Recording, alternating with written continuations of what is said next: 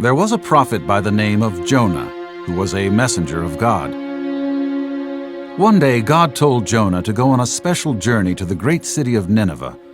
God wanted Jonah to go tell the people to stop sinning and obey God. This was a big task that made Jonah afraid. The people of Nineveh were the scariest people in the entire world.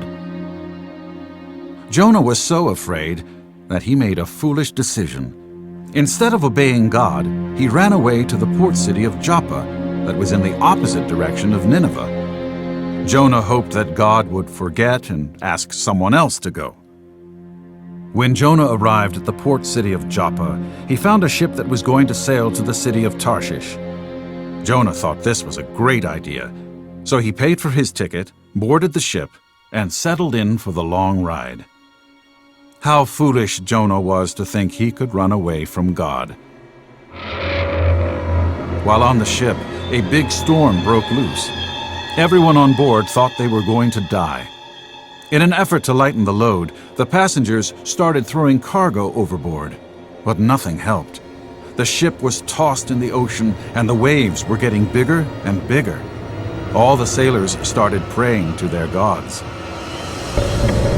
Finally, the captain came to Jonah and found him fast asleep below the deck of the ship. Angrily, he shook Jonah awake. "What's going on, you lazy sleeper? Don't you care that the ship is about to sink? Hurry, get up here. Ask your God to make this storm stop." Jonah was in no praying mood. He knew that, because of his disobedience, God had sent the storm. Up on the deck, the sailors decided to cast lots to see whose fault this storm was. In the end, the lots all fell to Jonah. Jonah then told the sailors that he was running away from God. This made them even more afraid. "Just throw me into the sea," Jonah told them. "If you do, the sea will become calm." In the end, they did throw Jonah overboard. Jonah flew through the rain and wind and fell into the sea. Right away, the storm was over. Everything was peaceful. The sailors knew that Jonah's God was the true God, and they started worshiping him. As Jonah was sinking deeper into the dark water, a big fish appeared out of nowhere and swallowed him. Jonah was so afraid and thought he was going to die. But God had other plans. This was not the end of Jonah. Jonah found himself in the dark, squishy, stinky belly of this big fish. He would suffocate in here. Jonah had time to think and pray and get things right with God. He prayed, and he knew that God would save him. For 3 days, Jonah stayed in that stinking fish's belly. After 3 days, the fish was done with Jonah. The fish threw up onto the shore, and Jonah went out with it.